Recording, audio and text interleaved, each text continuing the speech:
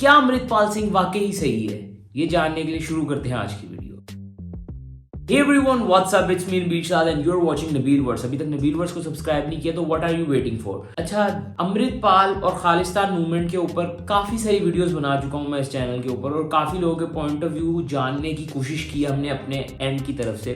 Finally अभी ध्रुव राठी का point of view आया है इस पूरे सिनेरियो के ऊपर और ध्रुव राठी के पॉइंट ऑफ व्यू से मैं काफ़ी ज़्यादा कनेक्टेड फील करता हूँ। Mostly Dhruv Rathee without biasness अपना पॉइंट ऑफ व्यू देते हैं, तो मैं जानने के लिए काफ़ी ज़्यादा एक्साइटेड हूँ कि ध्रुव राठी क्या कहते हैं खालिस्तान और अमृतपाल सिंह की सिचुएशन के ऊपर। तो देर ना करते हुए बढ़ते हैं वीडियो की जाने। वीडियो देखते हैं, फिर उसके बाद में इसके ऊपर अपना तबसरा करेंगे। So let's further ado. और अगर अभी तक आपने नबील वर्स को सब्सक्राइब नहीं किया तो सब्सक्राइब कर लें ताकि आपको इस तरह की और वीडियो देखने को मिलती रहे। सो देर ना करते हुए बढ़ते हैं वीडियो की जाने। पंजाब पुलिस ने खालिस्तानी सेपरेटिस्ट अमृतपाल सिंह को पकड़ने की दौड़ शुरू करी थी 18 मार्च को। तब से लेकर नेशनल सिक्योरिटी एक्ट को इन्वोक किया गया, 150 से ज्यादा लोगों को अरेस्ट किया गया और अमृतपाल और उसके साथी हाइडिंग में चले गए। पिछले कई दिनों से एक फिल्मी धूम स्टाइल चेज चली है। अमृतपाल सिंह कभी अपनी गाड़ियां बदलता है, मर्सिडीज से मारुति, कभी मोटरसाइकिल पर जाता है, कभी अपने कपड़े बदलता है, एक लंबे कुर्ते से शर्ट पैंट और ब्लैक गॉगल्स पहन लेता है और बैकग्राउंड में इमेजिन करो धूम धूम म्यूजिक बजता है। उत्तराखंड की पुलिस ने भी कई सर्च ऑपरेशंस किए। इंडो नेपाल बॉर्डर पर इंटेलिजेंस से पता चला कि शायद से वो देश छोड़कर भागना चाह रहा है। लेकिन सवाल ये उठता है कि क्या अमृतपाल सिंह को पकड़ने से ये प्रॉब्लम खत्म हो जाएगी? कहना बड़ा मुश्किल है, क्योंकि अगर आपको धूम 2 फिल्म याद हो, इसमें ऋतिक रोशन एक चोर का किरदार निभाते हैं, लेकिन फिर भी कुछ लोग फिल्म देखने के बाद ऋतिक रोशन को एक हीरो कंसीडर करते हैं। कुछ सिमिलर सी चीज हो रही है अमृतपाल सिंह के केस में। बहुत से जर्नलिस्ट और मीडिया ऑर्गेनाइजेशंस ने अमृतपाल सिंह का इंटरव्यू लिया, सपोजिटली उसके प्रोपेगेंडा को फुस करने के लिए, लेकिन इंटरव्यू का असर कहीं ना कहीं उल्टा ही पड़ा। इंडिया टीवी के द्वारा लिए गए इंटरव्यू के नीचे कमेंट्स देखिए क्या है। Totally different than what I thought. He is really intellectual. Finally some great discussions on sensitive topics. Long live Amritpal Singh ji. कुछ लोग कहते हैं कि पंजाब सॉवरन होना चाहिए। I am not frightened of Amritpal Singh. Rather, I like his thoughts and he's an admirable person. My respect for him has gone up. Being Hindu, I'm saying this. Amritpal Singh की बातें कुछ लोगों को बहकाने में बहुत सक्सेसफुल रही। ये सिर्फ ऑनलाइन कमेंट्स की ही बात नहीं है, देश के बाहर भी असल जिंदगी में इसका असर देखने को मिला। हमने देखा कि कैसे लंदन में इंडिया के हाई कमीशन में कुछ खालिस्तानियों ने इंडिया के तिरंगे को नीचे गिराया और खालिस्तानी झंडा लहराया। सैन फ्रांसिस्को में कुछ प्रो खालिस्तानी प्रोटेस्टर्स ने इंडियन कॉन्सुलेट पर हमला किया और ऑस्ट्रेलियन पार्लियामेंट के बाहर भी कुछ प्रो खालिस्तानी प्रोटेस्ट देखने को मिले। हालांकि ऑस्ट्रेलियन और कैनेडियन एनवॉयज ने एक्सप्लिसिटली कहा है कि ऑस्ट्रेलिया और कनाडा सपोर्ट नहीं करते खालिस्तान की डिमांड को या रेफरेंडम को, वो यूनाइटेड इंडिया के लिए स्टैंड करते हैं। लेकिन इंडिया में भी हमें कुछ ऐसे पॉलिटिशियंस देखने को मिले जो ओपनली खालिस्तान की डिमांड को सपोर्ट कर रहे हैं। फॉर एग्जांपल सिमरनजीत सिंह मान, जो कि एक्चुअली में एक सिटिंग मेंबर ऑफ पार्लियामेंट है संगरूर से। पंजाब चीफ मिनिस्टर भगवंत मान सिंह इसी सीट से एमपी बने थे, लेकिन जब वो चीफ मिनिस्टर बने तो ये सीट खाली हो गई थी। दोबारा से इलेक्शंस हुई और सिमरनजीत सिंह मान ने एक्चुअली में आम आदमी पार्टी के कैंडिडेट गुरमेल सिंह को एक बहुत ही नैरो मार्जिन 6000 वोट से हराया। अब मैं ये नहीं कह रहा कि मेजॉरिटी सिख्स खालिस्तानी है, इनफैक्ट इसका उल्टा ही है। ज्यादातर सिखों ने ओपनली खालिस्तान की डिमांड को अपोज किया है। You know, Sikhs living outside India, a large majority of Sikhs support Punjab, support development of Punjab within the framework of India. Sikh community staging a protest outside UK High Commission, switch over pro-Khalistani protesters who pulled down the tricolour list. लेकिन at the same time इस चीज को ignore नहीं किया जा सकता कि अमृतपाल सिंह जैसे लोग एक सेक्शन ऑफ लोगों को बहकाने में सक्सेसफुल रहे हैं और बहुत कम लोगों ने फैक्चुअल और लॉजिकल तरीके से इन आर्ग्यूमेंट्स को काउंटर करने की कोशिश करी है। अब अमृतपाल को डीलेजिटिमाइज करने का एक तरीका तो हो सकता है कि कह दो कि ये पाकिस्तान की कंस्पिरेसी है, ISI बैक्ड है, और ये बात झूठ नहीं होगी क्योंकि इंटेलिजेंस सोर्सेज का कहना है कि एक्चुअली में अमृतपाल के लिंक्स हैं SFJ से और इसे ट्रेन किया गया ISI के द्वारा जॉर्जिया में। लेकिन क्या इसका मतलब ये हुआ कि अगर अमृतपाल का ISI से कोई लिंक नहीं होता तो इसकी डिमांड लेजिटिमेट होती? आज के इस वीडियो में आइए एक ठोस फैक्चुअल तरीके से इस खालिस्तान के प्रोपेगेंडा का काउंटर देखते हैं। After hundreds of his supporters overran a police station near the state's Amritsar city in a demonstration against his arrest. Amritpal Singh वो व्यक्ति हैं जो खालिस्तान की मांग को उठाते रहे हैं। आज दिल्ली में ब्रिटिश कॉन्सुलेट के बाहर भारी संख्या में सिख समुदाय के लोगों ने ब्रिटेन के खिलाफ प्रदर्शन किया, धरना भी दिया। सिखों का कहना है कि भारत हमारा स्वाभिमान है, तिरंगा हमारी शान है। खालिस्तान की बात करने का आइडिया 1920 में आया था, जब हिंदुस्तान पाकिस्तान और बात बटने की हो रही थी, तब खालिस्तान का आइडिया बाय नेम खालिस्तान आया। आज से कुछ महीने पहले अमृतपाल सिंह को कोई नहीं जानता था, लेकिन अचानक से इसकी पॉपुलैरिटी बढ़ती है अजनाला के इंसिडेंट के बाद। और इसका कुछ हद तक क्रेडिट मैं इंडियन मीडिया को दूंगा। मीडिया ने इस एक इंसिडेंट को 2400 घंटे प्ले किया, बार बार इस पर चर्चा करी और फिर जाकर अमृतपाल के इंटरव्यू लेने लग गया मीडिया। पंजाब के अमृतसर डिस्ट्रिक्ट में एक अजनाला पुलिस स्टेशन है जिस पर अमृतपाल के सपोर्टर्स ने हमला किया था करीब 1 महीने पहले। इसके सपोर्टर्स हाथ में तलवार और हथियार लिए पुलिस स्टेशन के अंदर घुसते हैं और पुलिस को कहते हैं कि उन्होंने अमृतपाल के एक एसोसिएट लवप्रीत सिंह को गलत इल्जाम पर जेल में डाल रखा है। अमृतपाल कहता है कि यहाँ सिर्फ 8 सेकंड का वायलेंस हुआ। इसकी राय में इसके सपोर्टर्स ने कुछ गलत नहीं किया, वो सिर्फ लवप्रीत को छुड़ाने आए थे जिसे गलत इल्जाम पर जेल में डाल रखा था। लेकिन यहाँ पर यह चीज बड़ी क्लियर है कि या तो अमृतपाल को कोई समझ नहीं है लॉ एंड ऑर्डर की, या फिर वो रिस्पेक्ट नहीं करता लॉ एंड ऑर्डर का। यहाँ पर अमृतपाल ही नहीं बल्कि ज्यादातर इंडियन पब्लिक को भी इसकी कम समझ है। बॉलीवुड फिल्में हो या तमिल फिल्में, इंडियन सिनेमा विजिलेंटी फिल्मों से भरा हुआ है।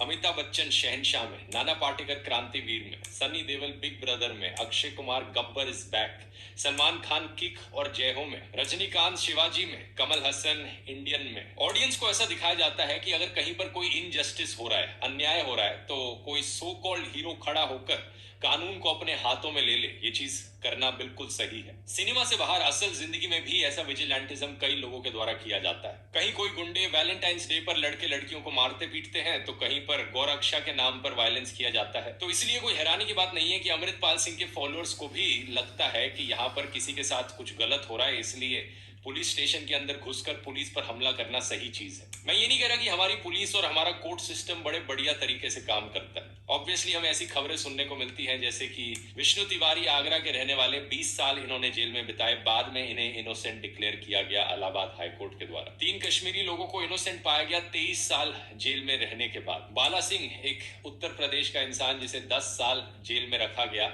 एक ऐसे मर्डर के लिए जो उसके भाई ने किया था। ये कोई छोटी मोटी एक्सेप्शंस नहीं है, ऐसे बहुत से केसेस आपको मिल जाएंगे। इंडियन प्रिजन्स के ऊपर स्टैटिस्टिक्स हमें बताती हैं कि करीब 68% कैदी जो इंडिया में है उन्हें किसी चीज के लिए कॉन्विक्ट नहीं किया गया है। कई बार वो जेल में पड़े पड़े सालों तक इंतजार करते हैं कि उनकी सुनवाई कब होगी। लेकिन क्या इसका सोल्यूशन ये हुआ कि पुलिस स्टेशन के ऊपर हमला करने लग जाओ, पुलिस को ही मारने पीटने लग जाओ? बिल्कुल भी नहीं। अगर हर कोई ऐसा करने लग गया तो देश में लॉ एंड ऑर्डर सिस्टम पूरी तरीके से खत्म हो जाएगा। हर इंसान अपने हजारों सपोर्टर्स को लाकर पुलिस स्टेशन पर हमला बोल दे। इस प्रॉब्लम का सही सोल्यूशन है पुलिस की स्ट्रेंथ को बढ़ाना, पुलिस को बेटर तरीके से ट्रेन करना, कोर्ट्स की स्ट्रेंथ को बढ़ाना और ज्यादा जजेस लाना। सोल्यूशन यहाँ पर एडमिनिस्ट्रेशन को इंप्रूव करना है, ना कि विजिलेंटिज्म और वैंडलिज्म करना है। दूसरा पॉइंट, अमृतपाल और उसके फॉलोअर्स जानते थे कि ये कोई पीसफुल प्रोटेस्ट नहीं होने वाला है, फिर भी वो अपने साथ होली स्क्रिप्चर गुरु ग्रंथ साहिब लेकर गए और गुरु ग्रंथ साहिब को इन्होंने एक शील्ड की तरह इस्तेमाल किया। अमृतपाल इसके जवाब में कहता है कि ये तो हमेशा से ट्रेडिशन रहा है कि वॉरियर्स अपने साथ गुरु ग्रंथ साहिब लेकर चले। आप इस फोटो को देख सकते हो जहां पर 6 सोल्जर्स अपने साथ गुरु ग्रंथ साहिब लेकर जा रहे हैं फर्स्ट वर्ल्ड वॉर के दौरान मेसोपोटामियन कैंपेन में। लेकिन यहाँ कोई वर्ल्ड वॉर हो रही है क्या विजिलेंटीज को वॉरियर्स और सोल्जर से कंपेयर करना ठीक है? क्या अमृतपाल के फॉलोअर्स यहाँ पर किसी फॉरेन आर्मी से लड़ने जा रहे थे? नहीं, वो पंजाब पुलिस से लड़ने जा रहे थे, अपने खुद के भाइयों से लड़ने जा रहे थे। अगर पुलिस यहाँ पर केयरफुल नहीं रहती तो अनइंटेंशनली गुरु ग्रंथ साहिब का डिसरिस्पेक्ट हो जाता है यहाँ पर, और सोचकर देखिए उसकी वजह से कितना और वायलेंस होता पंजाब में। अमृतपाल कहता है कि वो काफी डिस्टर्ब फील करता है जो इंसिडेंट्स हुए हैं स्क्रिप्चर को लेकर हाल ही में पंजाब में, लेकिन खुद वायलेंट प्रोटेस्ट करते वक्त एक होली बुक लेकर जा रहा है अपने साथ। पंजाब के चीफ मिनिस्टर भगवंत सिंह मान कहते हैं कि जो भी गुरु ग्रंथ साहिब को शील्ड की तरह इस्तेमाल करे वो पंजाब का वारिस कहलाने लायक नहीं है। सिख प्रीचर बाबा रंजीत सिंह भी यही सवाल उठाते हैं, क्या कोई चोर बैंक रॉबरी करते वक्त गुरु ग्रंथ साहिब को अपने साथ ले जा सकता है? सिखा को चोट लगती है जिदा लेके गए गुरु ग्रंथ साहब ਨੂੰ उसको जे चोट लग जाए तो बहुत सिखा सारे ਦੇ ਦਿਲ ਨੂੰ चोट लगनी, ਸਾਡੇ ਧਰਮ ਸਥਾਨ ਨੂੰ ਸਾਡੇ ਗ੍ਰੰਥ ਸਾਹਿਬ ਨੂੰ चोट आई है। ਤੇ ऐसे नहीं करना चाहिए। जो लड़ाई है सीधी आप लड़े, धरना लाना सीगा, ग्रंथ साहब की वोट नहीं लेनी चाहिए। तीसरा पॉइंट, अमृतपाल कहता है कि लोगों को शस्त्रधारी होना चाहिए। जो शस्त्र हैं यही हमारे पीर हैं, यही देवी हैं, यही देवते हैं हमारे। लोग हमेशा अपने साथ हथियार कैरी करें। इसके पीछे क्या रीजनिंग है? वो कहता है कि देखो पंजाब में कैसे गन पोजेशन का जो रेट है वो काफी ज्यादा है, लेकिन गन वायलेंस का रेट काफी कम है बाकी स्टेट से कंपेयर किया जाए तो। अब एनसीआरबी के फिगर्स अगर आप देखोगे दोस्तों तो इस बात में सच्चाई जरूर है। पंजाब में one of the highest number of gun licenses दिए जाते हैं, लेकिन अगर आप क्राइम रेट देखो आर्म्स और एक्सप्लोसिव रिलेटेड केसेस में तो पंजाब में क्राइम रेट काफी कम है मध्य प्रदेश, उत्तर प्रदेश, दिल्ली, राजस्थान, उत्तराखंड और हरियाणा के कंपैरिजन में। लेकिन ये बात सिर्फ आधी सच है, ये लोगों को गुमराह करने का एक तरीका है, क्योंकि लाइसेंस हथियारों के अलावा आपको इलीगल हथियारों को भी देखना चाहिए। उत्तर प्रदेश इंडिया का हब है इलीगल हथियारों के लिए। आधे से ज्यादा केसेस देश में इलीगल पोजीशन ऑफ आर्म्स के उत्तर प्रदेश में ही देखे जाते हैं। सेकंड रैंक पर मध्य प्रदेश, और जो मर्डर्स का रेट है अनलाइसेंस्ड हथियारों से वो कहीं ज्यादा है लाइसेंस्ड हथियारों के मर्डर रेट से। दूसरी चीज, इवन दो पंजाब में गन वायलेंस कम है उत्तर प्रदेश और मध्य प्रदेश के कंपैरिजन में, लेकिन ऐसा नहीं है कि पंजाब में लोएस्ट गन वायलेंस है इंडिया में। इनफैक्ट पंजाब अभी भी टॉप स्टेट्स में आता है जब रेट ऑफ गन वायलेंस को देखा जाए तो, या रेट ऑफ मर्डर को भी देख लो। और हथियारों से सिर्फ गैंग वॉर्स नहीं होती, लोग एक्सीडेंटल फायरिंग की वजह से भी मारे जाते हैं। 2021 में पंजाब रैंक नंबर 4 पर था in deaths due to accidental firearm injuries. Amritpal यहाँ पर अमेरिका का एग्जांपल देता है। वो कहता है कि कैसे एक दिन उसने एक टेक्सास में रहने वाले आदमी से पूछा कि हथियार रखने की क्या जरूरत है जब पुलिस यहाँ पर आ जाएगी सुरक्षा के लिए। तो आदमी जवाब में कहता है कि पुलिस मुझे चोरों से तो बचा लेगी, लेकिन पुलिस से मुझे कौन बचाएगा। हथियार रख के क्या नहीं करना। मैंने एक टेक्सास के आदमी से पूछा, वहां पे अमेंडमेंट 2 है ना। ये बात सुनने में अच्छी लगती है, लेकिन इस बात में कोई सेंस नहीं है। पुलिस रैंडमली एक इंसान को क्यों अटैक करेगी? पुलिस का काम लॉ एंड ऑर्डर मेंटेन करना होता है। ऐसे ही अजीबोगरीब आर्गुमेंट्स अक्सर अमेरिका में राइट विंगर्स के द्वारा दिए जाते हैं जो गन पोजीशन को सपोर्ट करते हैं। नतीजा ये है कि अमेरिका में हर दूसरे दिन एक मास शूटिंग देखने को मिलती है। साल 2022 में 647 मास शूटिंग्स हुई थी अमेरिका में। इसके अलावा 40,000 से ज्यादा गन रिलेटेड डेथ्स हुई हैं अमेरिका में पिछले साल। अमेरिका में सबसे ज्यादा इनकरेज किया जाता है कि भाई शस्त्रधारी बनो, और उसका नतीजा क्या है कि हर दूसरे दिन कोई इंसान गुस्से में आकर किसी का कत्ल कर देता है। चौथा पॉइंट, अमृतपाल कहता है कि ये लोग हथियारों का इस्तेमाल करेंगे सिर्फ ड्रग माफिया के खिलाफ फाइट करने के लिए। वो कृपान रखना जो है वो मैंडेटरी था धर्म के अंदर, लेकिन अब ऑटोमेटिक राइफल रखना तो नहीं था। नहीं, वेपन आपके साथ लोग चलते हैं, आप बीसीओ लोग आपके साथ चलते हैं, बंदूकें होती है उनके पास, तो बंदूकें वो किसी को गोली मारने के लिए नहीं रखी। फिर क्यों है? अब अभी देखिए हमारे पास आपको जान का खतरा है। मैं बता देता हूँ क्या खतरा है हमें। ड्रग का प्रॉब्लम पंजाब में। ड्रग आप मानते हैं $1 बिलियन इंडस्ट्री, बहुत बड़े स्मगलर्स हैं ड्रग के, ड्रग लॉर्ड्स भी होते हैं, उनके पास सब क्राइम करने की कैपेसिटी होती है।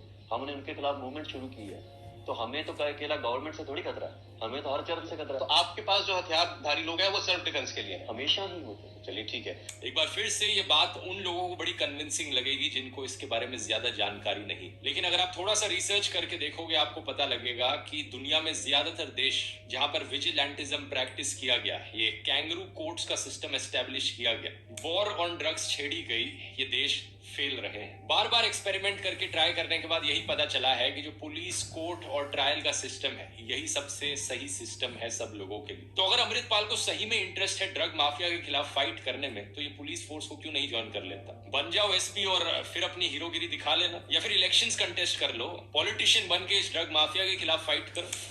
बार बार अमृतपाल इस चीज का एग्जाम्पल देता है कि कैसे सिख गुरुओं ने हथियार उठाए थे फाइट करने के लिए, लेकिन पहली बात तो जैसा मैंने बताया हम उस जमाने में नहीं जी रहे हैं। और दूसरी बात, अगर आप इतिहास देखो, सिख गुरुओं का इतिहास देखो, तो आपको कहीं पर भी ऐसा एग्जाम्पल नहीं मिलेगा जहां पर किसी गुरु ने लड़ाई करी हो अपना नया देश बनाने के लिए। उनकी लड़ाई कभी भी किसी पर्सनल रिवेंज या किसी टेरिटरी के लिए नहीं थी। उनकी लड़ाई हमेशा से जस्टिस, रिलीजियस फ्रीडम और बेगुनाह लोगों को डिफेंड करने की थी। इस चीज की डिटेल में बात मैं एक फ्यूचर वीडियो में करूंगा जब मैं पूरी हिस्ट्री समझाऊंगा आपको सिख एम्पायर की। अभी इस वीडियो में इस चीज को डिटेल में गया तो बहुत लंबा खिंच जाएगा ये वीडियो, लेकिन एक चीज जरूर डिबंक करनी बनती है। अमृतपाल बार बार कहता है कि कैसे सिख स्क्रिप्चर्स वायलेंस को एडवोकेट करते हैं। ये वही बात है दोस्तों जैसे कई व्हाट्सएप यूनिवर्सिटी के ग्रेजुएट्स हिंदुइज्म को लेकर भी करते हैं। कई लोगों से आपने चीज शायद सुनी हो कि अहिंसा परमो धर्म, ये जो श्लोक है ये इनकम्प्लीट है।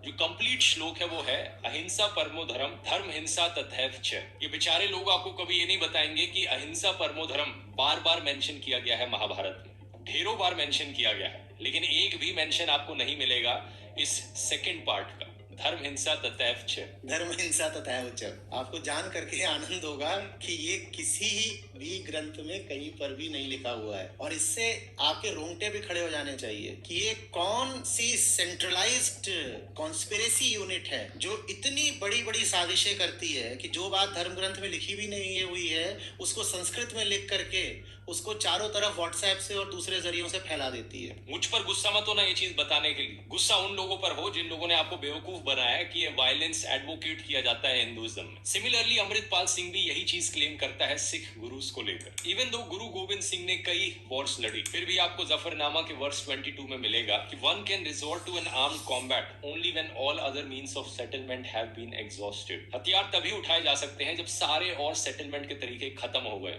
गुरु नानक तो ये भी कहते हैं कि no one is my enemy, no one is a foreigner. ना तो मेरा कोई दुश्मन है, ना ही कोई परदेसी है। With all I am at peace, God within us renders us incapable of hate and prejudice. अक्सर अमृतपाल जैसे लोग हर धर्म में मिलेंगे जो अपने प्रोपेगेंडा को फैलाने के लिए अपने धर्म का इस्तेमाल करते हैं। अमृतपाल राजा रंजीत सिंह और उनके अंडर सिख एम्पायर को एज ए टेम्पलेट इस्तेमाल करता है अपने खालिस्तानी प्रोपेगेंडा के लिए। कहता है कि सिख एम्पायर को दोबारा से रिक्लेम करने का समय आ चुका है। इस बात में कोई लॉजिक है क्या? अगर एक समय पर सिख एम्पायर एग्जिस्ट करता था तो क्या इसका मतलब दोबारा से एग्जिस्ट करना चाहिए? इस लॉजिक से तो एक समय पर एक गुर्जर प्रतिहर डायनेस्टी भी एग्जिस्ट करती थी, तो क्या गुर्जर्स को इकट्ठे होकर एक नया देश बना लेना चाहिए? एक समय पर राजा सूरजमल के under Jat state of Bharatpur भी एग्जिस्ट करती थी, तो क्या जाटों को इकट्ठे होकर एक नया देश बना लेना चाहिए? सम्राट अशोक बुद्धिज्म में विश्वास करते थे, तो क्या बुद्धिस्ट को खड़े होकर एक बुद्धिस्ट कंट्री की डिमांड करनी चाहिए? लेकिन इससे ज्यादा जरूरी पॉइंट यह है कि सिख एम्पायर वैसा नहीं था जैसा अमृतपाल सिंह लोगों को यकीन दिलाना चाहता है। साल 1801 में रंजीत सिंह ने 12 सिख कॉन्फेडरेसीज को एक सिंगल एम्पायर में कंसोलिडेट किया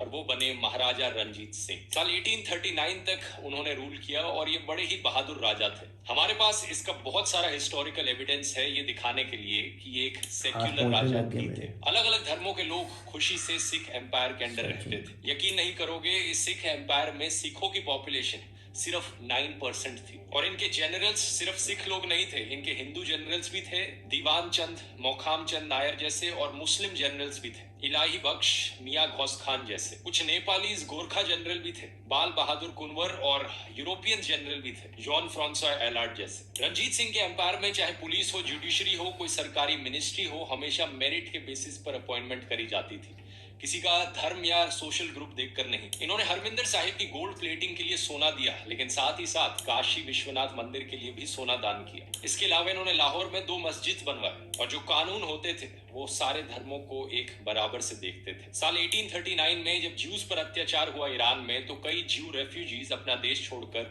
सिख एम्पायर में आए और यहाँ पर उन्हें राइट्स दिए गए सेटल करने के। कई ज्यूश कम्युनिटीज इस कारण से रावलपिंडी और पेशावर में मिलेंगी। तो मोटे मोटे तौर पर देखा जाए तो सिख एम्पायर जो था वो सिखी की प्रिंसिपल्स को ओबे करता था, इगैलिटेरियनिज्म और सिंक्रेटिज्म, और यही सेम वैल्यूज हमें इंडियन कॉन्स्टिट्यूशन के प्रीएम्बल में भी मिलेंगे, लिबर्टी, इक्वालिटी, फ्रेटर्निटी और जस्टिस। ये सब सुनकर एक सवाल आपके मन में आएगा दोस्तों, तो इस सब में खालिस्तान कहां फिट बैठता है? इंटरेस्टिंगली खालिस्तान मूवमेंट का ना तो सिख गुरुओं से ना ही महाराजा रंजीत सिंह से कुछ भी लेना देना है। खालिस्तान का इतिहास सिर्फ 1940s में शुरू होता है, एक ऐसा समय जब पंजाब को पार्टीशन किया गया धर्म के आधार पर। इसके बाद एक संघर्ष उठता है एक सेपरेट पंजाबी स्पीकिंग स्टेट बनाने का। इंडियन गवर्नमेंट इसे साल 1955 में रिजेक्ट कर देती है, लेकिन इस डिमांड को एक्सेप्ट कर लिया जाता है साल 1966 में, जब पंजाब और हरियाणा को अलग किया जाता है। साल 1973 में अकाली दल आनंदपुर साहिब रेजोल्यूशन सामने रखता है, जिसमें डिमांड करी जाती है कि पंजाब को ज्यादा ऑटोनॉमी दी जाए और अपना एक इंटरनल कॉन्स्टिट्यूशन बनाने का अधिकार दिया जाए। फिर एंट्री होती है जर्नैल सिंह भिंडरावाले की, जो अपने आप को प्रोजेक्ट करता है as the authentic voice of Sikhs. Bhindranwale की पॉपुलैरिटी यूथ में बढ़ती है जब वो अल्कोहल और कंज्यूमरिज्म के खिलाफ प्रीच करता है, जो कि अच्छी चीज है। लेकिन जो अच्छी चीज नहीं होती वो ये कि हथियार उठा लेता है खालिस्तान की डिमांड करते वक्त। साल 1984 तक सिचुएशन काफी सीरियस हो जाती है, लोकल सरकारी अफसरों के खिलाफ वायलेंस देखने को मिलता है और सोसाइटी में रिलीजियस पोलराइजेशन बढ़ने लगता है। इसी के बीच prime minister Indira Gandhi Indian army को कहती हैं कि ऑपरेशन ब्लू स्टार लॉन्च किया जाए, हरमिंदर साहिब से मिलिटेंट्स को हटाया जाए और भिंडरा वाले को न्यूट्रलाइज किया जाए। इस ऑपरेशन में मिलिटेंट्स को हटा दिया जाता है, लेकिन हरमिंदर साहिब को भी डैमेज पहुंचता है। इससे कई सिखों के रिलीजियस सेंटिमेंट्स अब भिंडरा वाले और ब्लू स्टार के बारे में तो हर वीडियो में ये खालिस्तान की तो दो सिख इसका तो सब पता था। ये खबर पब्लिक होते ही देश में एंटी सिख वायलेंस देखने को मिलता है। 8000 से ज्यादा सिखों को मारा जाता है। रिस्पॉन्स में खालिस्तानी एक्सट्रीमिस्ट रैंडम हिंदुओं को टारगेट करते हैं। यहाँ कई मैसेकर्स होते हैं, जैसे कि 1986 का होशियारपुर मैसेकर और फ्लाइट्स को भी हाईजैक किया जाता है। पंजाब पुलिस के डीजीपी केपीएस गिल एक बड़ा रोल निभाते हैं इस वायलेंस को कंट्रोल करने में, और साल 1995 के बाद जाकर सिचुएशन वापस पीसफुल बन जाती है। खालिस्तान की डिमांड उठाना रिलीजियस नेशनलिज्म या एथनिक नेशनलिज्म की कैटेगरी में आता है।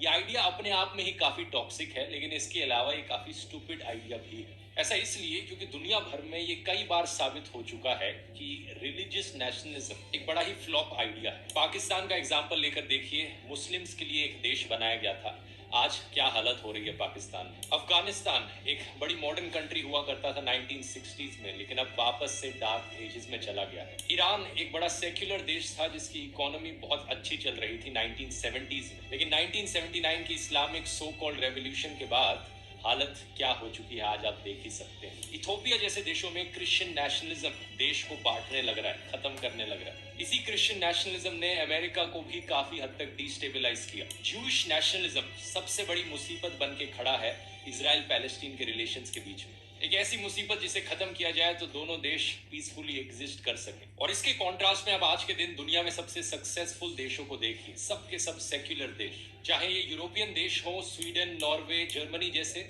एशियन टाइगर्स हो, जापान, साउथ कोरिया और सिंगापुर जैसे, या फिर ऑस्ट्रेलिया या कनाडा जैसे देश हो। इनमें से किसी भी देश में कोई रिलीजियस या एथनिक नेशनलिज्म की आइडियोलॉजी मेजॉरिटी में नहीं है। फ्रेंच रेवोल्यूशन में जिन आइडियाज का जन्म हुआ था, लिबर्टी, इक्वालिटी और फ्रेटर्निटी, इन्हें लिबरल नेशनलिज्म या इंक्लूसिव नेशनलिज्म की कैटेगरी में डाला जा सकता है। यानी एक ऐसा देश जहां पर सब लोग साथ में मिलकर रहे। और यही विचारधारा, डोमिनेंट विचारधारा है आज के दिन सबसे सक्सेसफुल देशों की। ये बात समझनी उन लोगों के लिए भी जरूरी है जो हिंदू राष्ट्र की डिमांड करते हैं, या वो लोग जो गजवा-ए हिंद की डिमांड करते हैं। एक हिंदू नेशनलिस्ट या मुस्लिम नेशनलिस्ट मत बनो, नेशनलिस्ट हिंदू या नेशनलिस्ट मुस्लिम बनो। ऐसे ही एक सिख नेशनलिस्ट मत बनो जो खालिस्तान की डिमांड कर रहा हो, एक नेशनलिस्ट सिख बनो। बहुत फर्क हो जाता है शब्दों के मतलब में जब नेशनलिस्ट शब्द आगे या पीछे इस्तेमाल किया जाए। अमृतपाल सिंह खालिस्तान के स्ट्रगल को ज़ायनिस्ट स्ट्रगल से कंपेयर करता है इजराइल के, जो कि एक बहुत ही गलत कंपैरिजन है। जूस को सदियों से प्रोसिक्यूट किया गया था यूरोप में। वर्ल्ड वॉर 2 के समय में हिटलर के दौरान ये चीज अपने क्लाइमैक्स पर पहुंची थी जब ढेर सारे जूस को मारा गया। तब जाकर उन्होंने कोई ऐसी जगह ढूंढी जहां पर वो चैन से पीसफुली जी सके। लेकिन बाय कंपैरिजन इंडिया हमेशा से ही सिखों का घर रहा है। और मैं यहाँ पर पंजाब नहीं कह रहा, बल्कि पूरा इंडिया कह रहा हूँ। गुरु नानक और गुरु तेग बहादुर जैसे कई सिख गुरुज ने देश के कोनों कोनों में ट्रैवल किया और प्रीच किया। यही कारण है कि पंच तख्त में से 2 पंजाब के बाहर एग्जिस्ट करते हैं, एक पटना में बिहार में और दूसरा महाराष्ट्र में। सच्चाई यही है कि सिख हिस्ट्री इंडिया के बगैर अधूरी है और इंडियन हिस्ट्री सिखों के बगैर अधूरी है। सिख पॉलिटिशियंस जैसे कि doctor Manmohan Singh, Sikh army generals जैसे कि जनरल विक्रम सिंह, या सिख एंटरटेनर्स जैसे जसपाल भट्टी, सिख स्पोर्ट्स पर्सन जैसे कि जसपाल भट्टी आफ्टर लॉन्ग टाइम दिखा है, अमृता शेरगिल, सिक्स हर जगह। अमृतपाल अपनी सेपरेटिस्ट डिमांड को जस्टिफाई करने के लिए कई असल मुद्दों की बात करता है, कई ऐसे इश्यूज जो पंजाब फेस कर रहा है आज के दिन, जैसे कि water dispute, Sutlej Yamuna link canal का, या फिर ड्रग प्रॉब्लम, या फिर बेरोजगारी की प्रॉब्लम जो बढ़ रही है। ये सारी जेन्युइन प्रॉब्लम्स हैं, लेकिन ये प्रॉब्लम्स हर स्टेट में देखने को मिल रही है। महाराष्ट्र में एक disproportionately high number of farmer suicides देखने को मिलते हैं। बिहार, यूपी और झारखंड देश के सबसे गरीब राज्यों में से हैं। कई स्टेट्स में दलितों को बहुत अत्याचार सहना पड़ता है, लेकिन क्या इसका मतलब ये हुआ कि ये सारी स्टेट्स खड़े होकर बोलने लगे कि हमें एक सेपरेट देश बन जाना चाहिए? क्या दलितों को एक सेपरेट देश की डिमांड कर लेनी चाहिए? ये सारी प्रॉब्लम्स एग्जिस्ट जरूर करती हैं, इन्हें सॉल्व करना भी जरूरी है, हमें इन्हें सॉल्व करना पड़ेगा। लेकिन खालिस्तान इन सारी प्रॉब्लम्स का सोल्यूशन नहीं है, वो एक और प्रॉब्लम है अपने आप में। आपकी क्या राय है यहाँ पर? नीचे कमेंट्स में लिखकर बताइए। मिलते हैं अगले वीडियो में।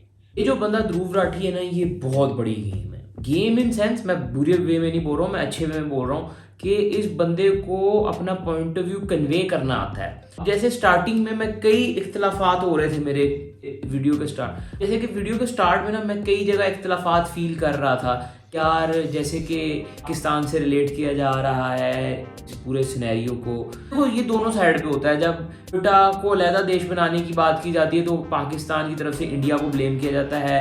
बांग्लादेश जब अलहदा हुआ तो उसमें तो खैर इंडिया ने सीना चौड़ा करके हिस्सा लिया हुआ है। ये वाली चीज़ें मैटर करती हैं। और ये हम दोनों मुल्क जो है ना, हम जो जुड़े हुए हैं ना, हम लोग पड़ोसी हैं, ना एक दूसरे के बिना रह सकते हैं, ना एक दूसरे के साथ रह सकते हैं। तो वो उंगलियां हर बंदा एक दूसरे को करता रहता है। स्टार्टिंग में जिस वे में ये पोर्ट्रे कर रहे थे भिंद्रावाले को, स्टार्टिंग में जिस वे में ये पोर्ट्रे कर रहे थे तो मेरे थोड़े से ना लाताल्लुकी हो रही थी, ये थोड़ी सी लाताल्लुकी हो रही थी इनके साथ। लेकिन एट दी एंड या मिडल में आते आते जैसे बिंद्रावाले का टॉपिक स्टार्ट हुआ, हमें बिंद्रावाले के बारे में हर वीडियो में या हर जगह पता है, तो वो हमको पता है। उससे पता नहीं क्यों रिलेट करते हैं, ये मुझे नहीं पता।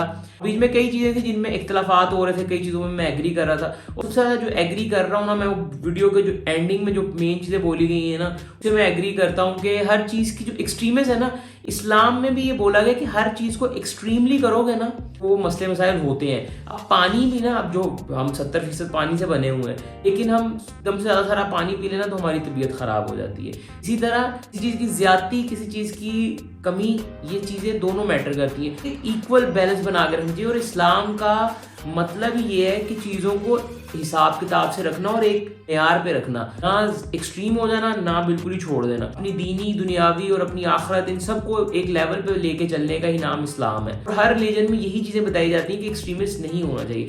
लेकिन वही बात है ना कि कुछ सो कॉल्ड लोग आके इसमें अपनी उंगलियां देते हैं और मसले मसाइल बनाते हैं। काफ़ी अच्छे तरीके से भाई ने अपना पॉइंट ऑफ व्यू भी क्लियर किया है और इस पूरे सिनेरियो के ऊपर अपना नुक्ता नज़र भी पेश किया है। तो मुझे तो काफ़ी अच्छी लगी। और ध्रुव राठी के ओपिनियन मुझे बहुत अच्छे लगते हैं। मतलब तरीके से बंदा ओपनली बोलता है और सही से अपनी चीज़ दिलाइल के साथ रख के जाता है। तो इसी तरह की बात देखने में भी और करने में भी मज़ा आता है। स्टार्टिंग में मुझे भी लग रहा था कि भाई इसको इस बार पैसे तो नहीं लग गए, पाकिस्तान को थोड़ा थोड़ा फेंक रहा है, लेकिन फिर वो उसी साइड पर आ भी गया कि मसलों का हल ये नहीं है, मसलों का हल क्या क्या है। ओवरऑल मुझे तो वीडियो अच्छी लगी है। अब आप लोग मुझे बताएं कि आपको मेरा रिव्यू रिएक्शन कैसा लगा है। अच्छा लगा है तो कमेंट्स में लाजमी बता के जाइएगा, ऐसे बिला वजह नहीं भाग जाना, ठीक है। And like, comment, share and do subscribe for more videos. Enjoy life, stay blessed, stay happy, bye, take care, piece.